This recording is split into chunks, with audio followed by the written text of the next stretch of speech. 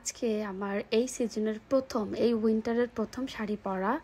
এমনি শাড়ি পরা ইদানিং অনেক বেশি হচ্ছে, কজ প্রোগ্রামে দেন হচ্ছে এমনি বাইরে গেলো লাঞ্চে গেলো আমি একটু শাড়ি পরি। এর কারণটা একটু ডিফারেন্ট, লাইক হচ্ছে আমি 2-3 বছর একদম শাড়ি পরি, 21 সাল 22 সাল 23 সাল আমাকে কেউ মনে হয় শাড়ি পরেই দেখে নাই। জাস্ট 1 ইয়ার ধরে একটু শাড়িটা পরা হয় অ্যান্ড ফুললি একা, মানে একা একা শাড়ি পরা, রেডি হওয়া দেন বের হওয়া। ফার্স্ট রেডি হয়ে বের হয়ে গেছি, কারণ এমনি ছোটো দিন তাড়াতাড়ি বের হতে হবে। আমি যখন শাড়ি পরি তখন আমার বাসায় কেউ থাকে না, মানে বোনরা তো নাই, আমার মাও থাকে না, আমার ফুল সবকিছু আমার একা করতে হয়। শীতকালে ফার্স্ট শাড়ি পরলাম এই সিজনে ফার্স্ট। অ্যান্ড প্রায় 2 বছর পর আমি মেট্রো রেলে উঠবো। ফার্স্টে 2022-এ উঠছিলাম, আর আজকে যাচ্ছে হচ্ছে শাহবাগ একটা শ্যুট আছে, সো ওইটার জন্য আসলে মেনলি আজকে শাড়ি পরা অ্যান্ড হচ্ছে মেট্রো রেল দিয়ে যাচ্ছি, কজ খুব ফাস্ট, মানে টাইমিংটা বাঁচবে। এমনি তো আসলে শাহবাগ এরিয়াতে যাওয়া হয় না, মেট্রো রেলে যাচ্ছি বিকজ অফ খুব ফাস্ট হবে অ্যান্ড খুব ইজি হয়। মেট্রো রেল দিয়ে জার্নি করা খুব ইজি, যারা আসলে শাহবাগ যায় মতিঝিল যায় তাদের জন্য খুবই ভালো। আমার অতটুকু যাওয়া হয় না, এই জন্য আমি লাস্ট 2022-এ একবার মেট্রো রেলে উঠছিলাম ফার্স্ট শ্যুটের জন্যই, আর আজকে অ্যান্ড আমার লাইন ধরে টিকিটটা কাটতে হয়। আমার যে টিম ছিল তাদের অলরেডি কাট করা আছে, বিকজ অফ তারা রেগুলার যাতায়াত করে। আমি যেহেতু রেগুলার না, দ্যাটস আমার কাট করা ছিল না, টিকিট কাটতে হয়েছে। টিকিট কেটে কিন্তু একটু শ্যুট টুট করেছি, আগে মেট্রোতে উঠি নাই। যখন শ্যুট শেষ হয়েছে, রিলস কয়েকটা শেষ হয়েছে, দেন মেট্রো অলরেডি চলে আসছে অ্যান্ড তখন উঠে গেছি। আর এতটা ভিড়, লাইক আমি তো উঠি না, আর আমি এর আগের বার একবার সিট পাই নাই, পরে সিট পাইছি এটার এবার। দেন জাস্ট হাফ অ্যান আওয়ার লাগছে শাহবাগ আসতে। অ্যান্ড শাহবাগ নেমে আমার ইন্টারেস্টিং পার্ট হচ্ছে এই টিপ পাতা দেখে, এগুলো কিন্তু উত্তরাতে পাওয়া যায় না। ওইখানে নেমে দেখে এই টিপ পাতা আমি তো নিয়ে নিয়েছি যে আমার এটা লাগবে। অ্যান্ড আমরা নেমে আসলে ঢাকা ইউনিয়নের ভেতরে একটু যাই, বিকজ ওইখানে কয়েকটা থিম ছিল আমাদের, ওই থিম অনুযায়ী আসলে শ্যুটটা করব।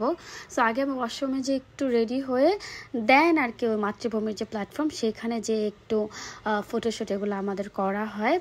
শীতকালের একটা মজা হচ্ছে কি জানেন, লাইক রোদটা না ওইরকম ভারী, মানে কড়া রোদ লাগে না, মানে মজা লাগে, একটা আছে না মজার রোদ। শীতকালের রোদটা হচ্ছে মজার, সিরিয়াসলি। আমার অনেস্টলি টিএসসি চত্বরটা খুব ভালো লাগে। টিএসসির চা, টিএসসির যে এরকম প্রোগ্রামগুলো, গোল চত্বর, এগুলো আমার অনেস্টলি মন থেকে আমার খুব ভালো লাগে। আর ফুচকার ব্যাপার নাই বলি, ফুচকার ব্যাপার আমি যদি বলবো তাহলে মানে বেশি হয়ে যাবে।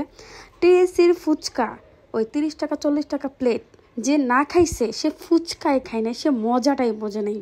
লাইক বোম্বাই মরিচ দিবে অ্যান্ড ওনাদের হাতে একটা জাদু আছে, যে জাদু আর কোথাও পাবেন না, মানে আমার না ঢাকা শহরে কোথাও পাওয়া যাবে না এত মজার ফুচকা যেটা টিএসসিতে পাওয়া যায়। লাইক 30 টাকা 40 টাকার ফুচকা, মানে এদের মধ্যে না একটা কি যেন দেয়, আমি এটা বলতে পারবো না ভাষায়। এত মজা কীভাবে হয় ওদের টকটা, অ্যান্ড ওদের মানে মশলাটাই ডিফারেন্ট। আমি এই ফুচকার জন্য আমি যে কতবার চিন্তা করি, জাস্ট অনলি ফুচকার জন্য টিএসসিতে যাব। যেহেতু উত্তরা থেকে টিএসসিতে যাওয়াটা অনেক বেশি টাফ, দ্যাটস একটু কম যাওয়া হয়, বাট ফুচকার জন্যই মানে আমার একমাত্র মনে হয় যে টিএসসিতে যাব, এক প্লেট ফুচকা খাবো। আর এই প্লেসটা অনেক ফেমাস, দোয়েল চত্বর।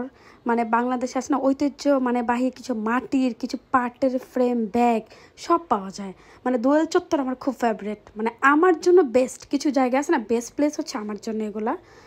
আরেকটা ইন্টারেস্টিং ম্যাটার হচ্ছে কিছু কিছু প্লেস আমি দেখি নাই, মানে শাহবাগের এই পাশটা আমি আসি নাই ওরকম, যেহেতু অনেক দূর হয়ে যায় উত্তরা থেকে, ওইখানে ওরকম যাওয়া হয় না। এই জায়গাটা নাকি একটা কবর, বাট যাওয়া হয় না বিকজ অফ কি আমাদের ওই যে টাইমটা কম ছিল। তো এটা হচ্ছে কার্জন হলেই হচ্ছে আমাদের আরেকটা থিম শ্যুটের। তো কার্জন হলের ভেতরে এর আগে আমি গেছি, কিন্তু এত ভিডিও করা হয় নাই, 2022-এ গিয়েছিলাম। আচ্ছা, এই হলগুলা দেখে বোঝা যাবে যে এগুলার ভেতরে ক্লাস হয় বা এগুলো কোনো স্টুডেন্টদের। আমার কাছে মনে হয় কি এটা রাজাদের বাড়ি। আর কিছু কিছু আছে না যে কল্পনায় কিছু ঘুরে, মাটির পোড়া ঘর, এই টাইপের কিছু মনে হয় ইমাজিনেশনের।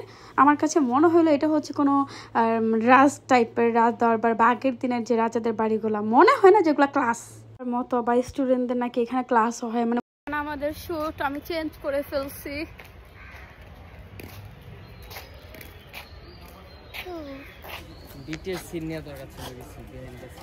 হ্যাঁ কতগুলা আমার কাছে আছে। এই কই কই কই এটাই হচ্ছে বিহাইন্ড দ্য শুট না, আউটডোর এটা চলে। আমি তারপর একটা ওয়াশরুম পাইছি, আমি একটা খোলা জায়গায় ড্রেস চেঞ্জ করি নাই। বই ঘরের মতো, ওখানে বসে আবার চাটা খাওয়া যায়, এই টাইপের খুব সুন্দর। এখন অলরেডি শুট শেষ, তো আমরা একটা প্লেস খুঁজতেছিলাম ঢাকা ভার্সিটির ভেতরে হচ্ছে নতুন টি স্টল, যেটার মানে আশেপাশে সব গাছপালা দিয়ে লাইক এটা না ঝোপঝাড়ের মতো, অ্যান্ড নিচে হচ্ছে গাছের নিচে হচ্ছে টি স্টলের টেবিলগুলো বসানো। ওই প্লেসটা খুঁজতেছিলাম যে সুন্দর। 1 আওয়ার আগে এই রাস্তা দিয়ে কার্জন হলে গেলাম, এরকম ছিল না। হঠাৎ বেরোয় দেখি ডাক্তারদের আন্দোলন। আসলে বাংলাদেশে জুলাইয়ের পর থেকে যে কত আন্দোলন হইল, মানে দেখতে দেখতে আমরা সাধারণ জনগণ না আসলে বিরক্ত। জ্যামের জ্যাম, মানে এগুলো দেখে বিরক্ত হয়ে গেছি সিরিয়াসলি।